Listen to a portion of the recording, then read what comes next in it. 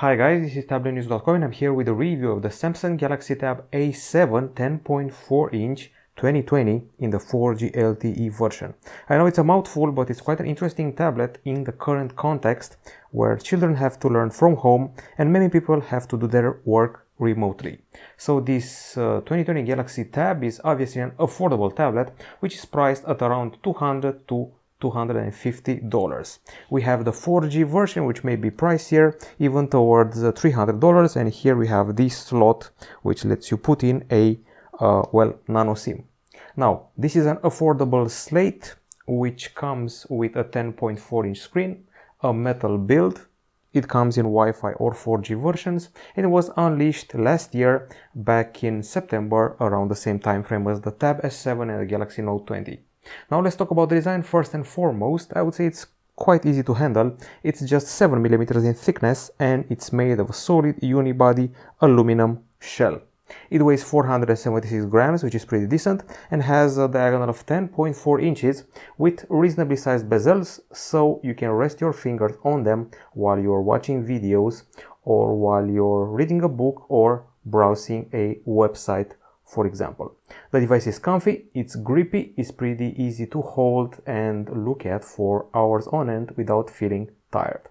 Now, aside from that, the buttons we have here, the power and volume buttons, are pretty comfy and have a pretty good feedback. The build is solid, doesn't feel like the tablet is going to break anytime soon, and that's about it. It's more prone to landscape, as you can tell, but you can definitely also use it in portrait if you're reading a book or you require some vertical scrolling. Now on the screen front, what you're seeing here is a TFT LCD panel 10.4 inch with a resolution which is 2000 over 1200 pixels, and it displays 16 million colors. Now the actual screen experience is best shown by playing a video. We have our typical test video here, and one thing I have to say, indoors it's just fine. However, being a TFT, don't expect too vivid colors. They're a bit washed out, to be honest, and the view angles are, well, let's say just okay, nothing more than that. Now aside from that, indoors you'll find the colors to be decent and the brightness sufficient for your needs, for your reading needs, for your movie needs and your learning needs. Outdoors, when it's a sunny day, things are a whole different ball game. The contrast becomes poor and the screen doesn't become very legible. The brightness, once again, just for indoor usage. And just so you know, we have an RGB stripes pixel arrangement, and we also did a brightness test with a lux meter and achieved a value of 250 lux, as shown here, which places us quite close to the bottom of all the tablets we've tested. Is definitely not an impressive value to achieve with this device. So 250 lux means it beats older tablets. I'm looking at the Acer Switch 3, Acer Iconia 10, and those are definitely old ones. It's 50% less bright than the tablet still reigning champion here, the Asus Google Nexus 7 from 2013, which was 508 lux. So there's that. We could have required a brighter screen, but for indoor use it's just okay. Now if you want to go inside this slate, I'm going to use this app and see what's available here. So the CPU is a Qualcomm Snapdragon 662, despite of what's written here. It's an octa-core 11nm chip, also seen recently on a phone called Poco M3. Now aside from that, we also have 3 gigs of RAM available on this product, so 3 gigs of RAM, as well as 32 gigabytes of storage, or there's also a 64 gigabyte version, plus a microSD card slot if you want to expand your storage. I would call the performance decent, even though if the device is under heavy load or stress, you may find that there's a bit of lag here and there. Of course, it's not meant for gamers, but you can definitely play some arcade games, some older racing games, or even, well, more famous games with the details turned all the way down low. Now, there's not much to say when it comes to the benchmarks. We also did those, but we don't test many tablets here at Tablet News, so not many terms of comparison. However, as you can see, we're sitting at the bottom here in Antutu 8, and well, let's see what else we achieved. So we're pretty close, I have to say, to the Galaxy Tab S6 Lite, basically just 3000 points apart, which is not a huge margin. At the same time, in Geekbench 5, we are even able to surpass the Galaxy Tab S6 Lite, which is no small feat. Other than that, when it comes to the GPU test, we're definitely at the bottom, definitely not a gaming tablet, and the results are pretty underwhelming, but as long as you're using it for regular daily tasks, you should do just fine. Now, when it comes to the temperature, we also tested that. So in benchmarks, we're able to achieve here 34.8 degrees Celsius. This is benchmarks. And in games, we achieved 33.2 degrees Celsius, which means that there is no overheating for sure. Now, on the battery front, over the past years, Samsung has had a pretty good reputation when it comes to the, well, battery life and battery size of its tablets. 7040 mAh battery here with a 15-watt charging. Sounds peachy to me. And let's see what it delivers. So first and foremost, we got the video playback test here. 12 hours and 5 minutes. Not bad. The fourth placed phone. Just minutes away from the Galaxy Tab S6 Lite. And it's superior to the Huawei MatePad Pro, and it's below the Samsung Galaxy Tab S4 and Galaxy Tab S5e, for example. That's video playback. Continuous usage is a bit more modest with 8 hours and 47 minutes. It's, I would say, rather okay. It beats Galaxy Tab S6 Lite and Lenovo Yoga Book, but it's quite a bit below the record breaker Galaxy Tab A 9.7 from a few years ago, which is superior by about 4 or even 5 hours. Okay, so there's that. When it comes to charging, it takes a long time, 4 hours and 16 minutes, quite long. And if you want only 30 minutes of charging, you're left with just 60% juice, not enough. 1 hour of charge is 30%, so definitely leave this one charging overnight. Now, after being, I would say, let down by some compromises here and there, except for the design, it's time to finally go for the gold. We have here a pair of speakers, so 2 of them, and 2 on the other side as well, for a set of quad speakers. Once again, Samsung is a bit of a landmark in this field. It provides with Dolby Atmos technology, and well, some Dolby Atmos settings are available as well. Now we go back to YouTube and I'm going to listen to some tunes, of course, copyright free.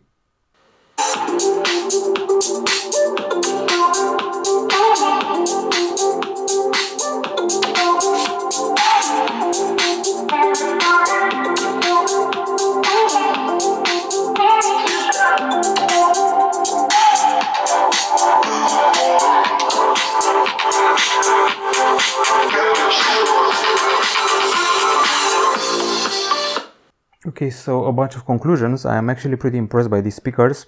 First things first, you'll be best served if you keep the volume at about 50 or 70 or 80% the whole time. If it's 100% all the time in more intense heavy metal songs, it feels like it's too much. It overwhelms you with the sound. The bass is, I would say, decent, not the best in the world, but the high notes, the voice and everything else is pretty on point, including the movies and learning software and what have you. So quite fine, I would have to say. And I should also mention that we're getting an audio jack here to insert your headphones. We obviously made some measurements to confirm what we found about the speakers here, which is there's 4 of them and they got Dolby Atmos. So the bottom set of speakers achieved 87 decibels, the top speakers 83.5 decibels. Pretty good results, I would say, but definitely not a record breaker. Actually, it's the 14th spot from the tablets we tested, so there's a bit of work to be done, but in real life it sounds quite high. Now, with the bottom value, we were able to surpass the iPad 9.7 inch from 2018 and the Lenovo Yoga Tab 3 Pro. At the same time, we stayed below the Galaxy Tab A 9.7 from a few years ago and the Galaxy Tab S5e. Okay, so now as far as the games are concerned, this is the multimedia test. Here we achieved 100.5 decibels, actually a pretty solid result. It goes past Galaxy Tab S5e, Huawei MatePad Pro, but it's still below the Galaxy Tab S6 Lite, but not by far, not by much. So acoustics wise, this is one of the selling points so far from this Galaxy Tab A 10.4 device from last year. Now, as far as the cameras are concerned, I'm usually not a big fan of using cameras to take pictures of videos, and of course, if the package is modest, that's all the reason to avoid it. So 5 megapixel front camera here and 8 megapixel camera here, no LED flash, just a basic package. Now the camera itself has surprisingly quite a few options,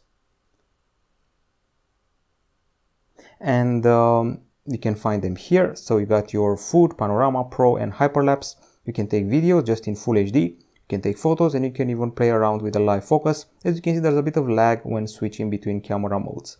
And you can also change the angle, mimicking that you have some option of zoom. And when you're using the front camera, you can actually change the angle and well, try and catch more environment around you for a wider view.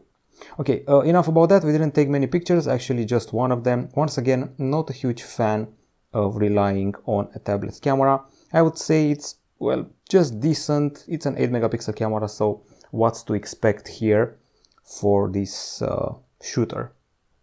Now we move further from that in the connectivity department. We have 4G here, and we also can make phone calls and also send texts. We have Wi-Fi dual band, Bluetooth 5.0, GPS GLONASS. There's no NFC though, and the port here is an USB-C 2.0. Here you can see a microphone, and well, that's pretty much it. And here there is another microphone. Now the calls and texts are present. The calls are pretty clear and loud for a tablet. And we also have Wi-Fi Direct, and I got to test the connectivity using the speed test app just the other day. These are the results we achieved on Wi-Fi: 253 megapecsecond downloads, 315 megapecsecond uploads. I would say we're doing fine, close to the top value you can achieve on a regular connection, a regular 2.4 gigahertz connection that I tried it with.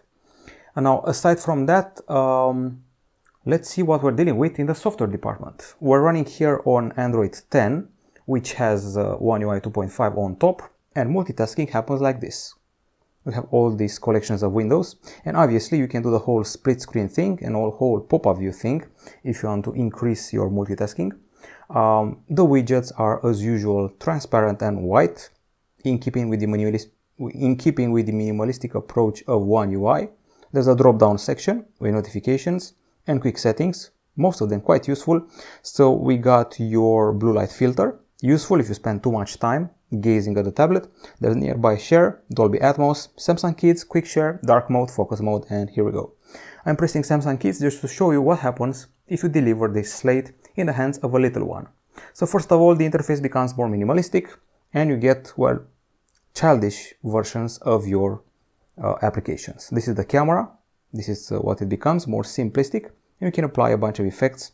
You can definitely goof around and apply googly eyes and all sorts of things for your little fellow to play with, like a beaver head or something like that. Basically, they're fun versions of regular people apps. This is the web browser, limited to access to news, movies, and books, all of them childish and, well, kid-related content. Learning, educational, and playful, that's the core of the experience. Okay, and of course a few games, which are educational games. They're meant to entertain the small fellow and also teach him something. And that's pretty much it with the kids mode. There we can also set timers, and the parental filters. And moving further, let's see what else we have here. So if you go to the settings, you'll be met with quite a few options related to connectivity, sound, notifications, wallpaper, security. And for security, we don't have a fingerprint scanner, which is a bummer. We're just using the front camera for the unlock. And right now, I'm just being recognized, and voila, it's unlocked. If I stood further from the device or did something like this, no recognition for me, so I would have to use the, well, pin, unless I recognize my face. There's the privacy area, location, advanced features. Here you can find your side key options, smart pop-up view, screenshots, direct share. You can reduce animations in order to make the experience more fluid, and replace your, well, buttons with gestures. As far as I know, the navigation bar is what I meant before. Those can be replaced with swipes, those things here. The most important aspect of this device is that you can use it for homeschooling your little kids, so they can open up Samsung Notes and take notes, obviously. So there are quite a few options here. You can do all sorts of text alignment, you can do bullet points, you can mess around with the fonts, you can do vocal input, you can do translation, and so much more. And that's just one app. Of course, you also have the Microsoft package here with Office, OneDrive, and Outlook available. Samsung provides you with Galaxy Shop, the voice recorder, Samsung Flow, and Samsung Members. There's the game launcher for those little gamers, Netflix and Spotify for entertainment, and you can definitely install more, Zoom and Skype for your coworkers and the little ones, well, classmates. And of course, Google Classroom is available here, so you can connect to your teacher, view a to-do list, or create a calendar, archived classes, classroom folders, and you can get your homework from your teacher via this app. And I, for one, have learned something using this tablet. I've used Duolingo to learn a bit of French, and it comes in pretty handy. Just the basics, and it's shaped like a bit of a game. It gives you points and hearts, and it's a game by association. Which one of these is the woman? This one? And you can also hear the pronunciation, so you can see what you're doing right. The girl, la fille. La fille. Okay. Une femme et une fille. That's hard. A woman. Nope. How do you go back? And a girl. Okay. Je suis une femme.